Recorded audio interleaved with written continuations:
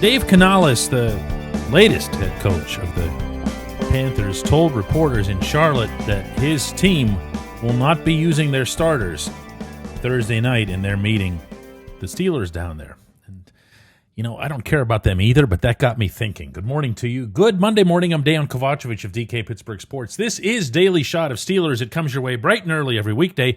If you're into hockey and or baseball, I also offer daily shots of Penguins and Pirates in the same place that you found this.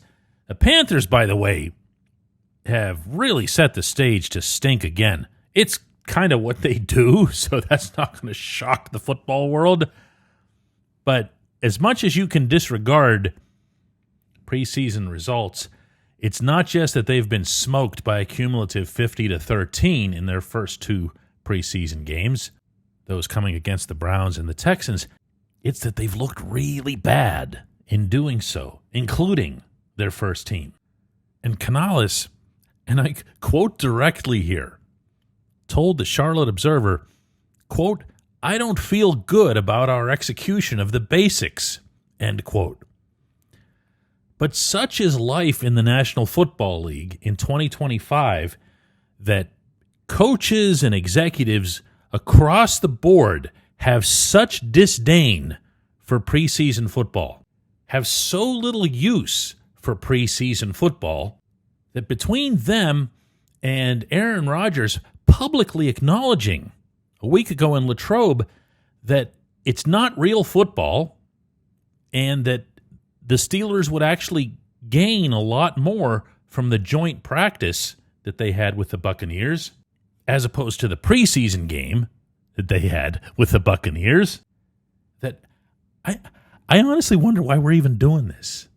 Why? I mean, I get that there's money involved because you end up taking the season ticket holders' mandatory payment into those games, meaning that you can't buy a regular season without also buying the preseason, and then those season ticket holders in turn, and Pittsburgh's no exception to this, just end up either giving those tickets away or, giving those tickets away because who'd pay for them? Because nobody wants to watch it either.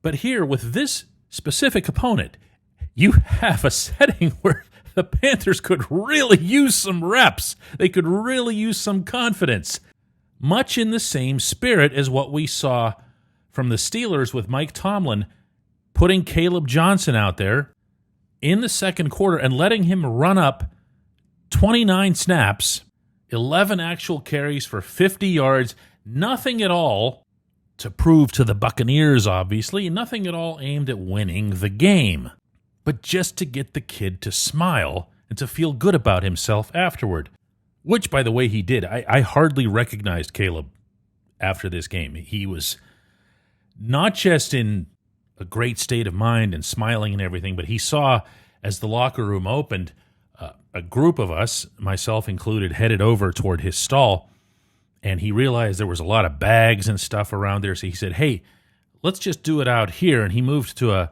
more central part of the locker room to make it easier for the reporters. And again, he looked like somebody who'd done this a million times, and this is someone who's dealt with reporters when he was at Iowa. He was the big man on campus.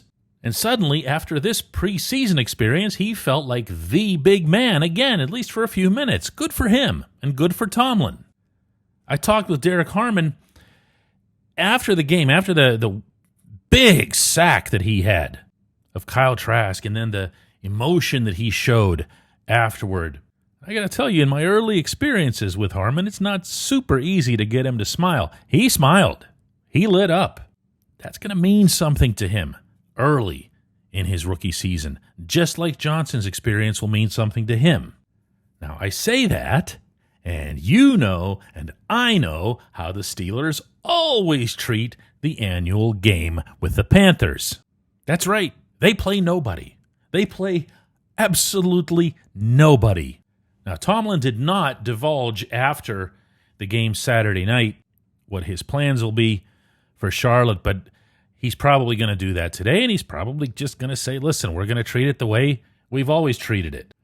So that won't just mean no Aaron Rodgers, no DK Metcalf, no TJ Watt, none of those guys. It could mean even more. They held out 19 starters in the first game in Jacksonville.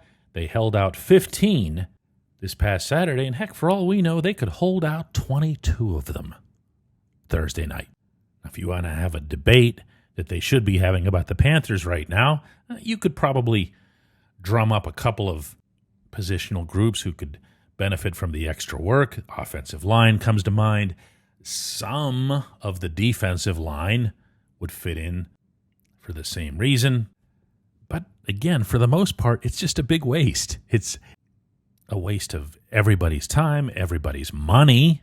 And from the player's perspective, purely from the player's perspective, the only ones who get anything really meaningful about this are at the very fringe of your depth chart, meaning they're trying desperately to put something onto film so that they'll get signed to either Pittsburgh's practice squad or one of the other 31. And I'm sorry, I can't be convinced that any of this is worth it. In the broader scope, I understand that the players and the players' union, such as it is, weakest in professional sports, by the way, wants to hang on to that 18th regular season game that Roger Goodell and the owners so dearly covet so that they can have a bargaining chip. They don't have many. But what they should try to do with that bargaining chip is to continue the valiant fight against non-guaranteed contracts, but instead, the NFL keeps alive this pointless preseason, even if it's just 3 games, so that they can say to the players, well, we know you hate the preseason games, so we'll take, 1 or 2 preseason games completely off the mix, and you agree to play an additional regular season game. And the hilarious part of that is the real players don't play in the preseason games anyway. When we come back, J1Q.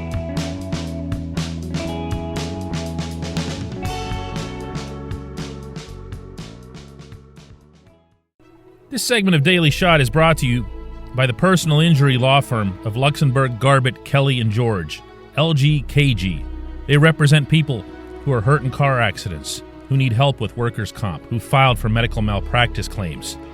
The attorneys at LGKG have been keeping promises in our region for over 80 years. Learn more about them at lgkg.com or by calling 888-842-5454. Finding great candidates to hire is hard. Too many resumes, not enough people with the skills or experience you need. But not with ZipRecruiter.